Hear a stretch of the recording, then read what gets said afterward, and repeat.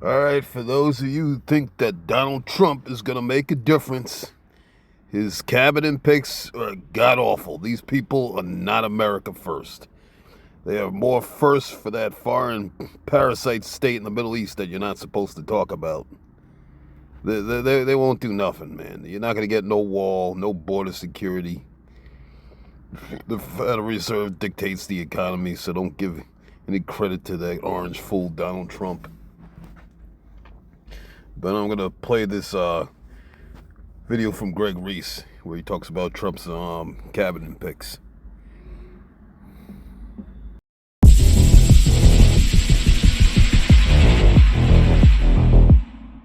Trump has chosen Big Pharma's Susie Wiles for chief of staff, and she appears to be Trump's handler. In charge of Trump's campaign and his PAC, arguably his closest advisor, when I asked my friends who are close to Trump, they say you don't get a meeting without Trump unless she's in the room. You don't get a phone call unless she's in the room. She's omnipresent. Elon Musk has been exposed by several reporters to be a fraud and a government frontman. Nobody has ever debunked this. And now we are told that he will be fixing the government. I mean, my top recommendation, honestly, would be just to have a carbon tax. That seems so reasonable. Yeah, I agree. There's just one thing that will matter. Put a price on carbon. That would be the best option. For sure. That seems like it'd be such a good idea. So far, the cabinet picks are painting a clear picture of where this is all heading. For UN Ambassador Elise Stefanik, who has received $917,000 from the Israel lobby. Today, this means crushing anti-Semitism at home and supplying the state of Israel with what it needs, when it needs it, without conditions to achieve total victory in the face of evil.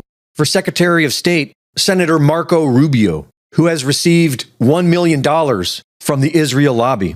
Senator Rubio, will you call for ceasefire? No, I will not. Gaza? On the contrary. Senator Rubio, are you filming it? Wait, I want you guys to get this. I want them to destroy every element of Hamas they can get their hands on. These people are vicious animals who did horrifying crimes. And I hope you guys post that. And what about the civilians that are being killed every day? Hamas should stop hiding behind civilians, putting civilians in the way. Hamas knew that this was going to lead to this. So Hamas has stopped building their military installations underneath hospitals. So you don't care that 15,000 have died? You don't care about the babies that are being killed every day? I think it's horrifying. I think it's terrible, and I think Hamas is 100% to blame. That's what I think. Make sure you post that, please. For the EPA, Lee Zeldin, who has received $916,000 from the Israel lobby. You should not be coddling the largest state sponsor of terrorism, who calls the United States the great Satan. They call Israel the little Satan. They chant death to America. They develop intercontinental ballistic missiles, ICBMs, intercontinental. That's not meant for Israel. That's meant for us. For National Security Advisor, Representative Mike Waltz, who has received $235,000 from the Israel lobby.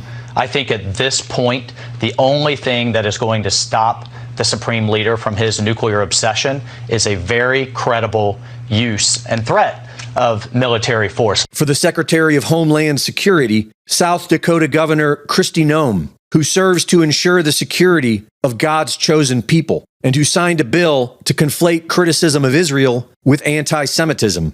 For the U.S. Ambassador to Israel, former Governor Mike Huckabee, who says Palestinians don't exist. What happens next?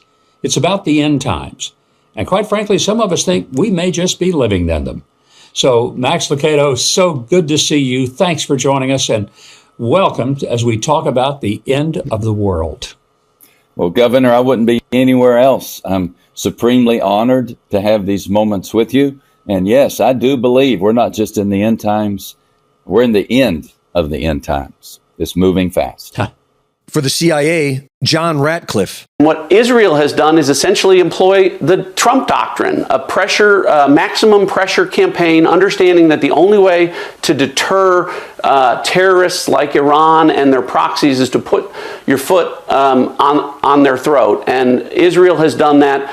We should be assisting Israel in doing so. For Secretary of Defense, Fox News personality Pete Hegseth. Anyone that wants to take the stage and talk about dual loyalty is dead wrong. What this organization represents, what Western civilization represents today, is an understanding that Zionism and Americanism are the front lines of Western civilization and freedom in our world today.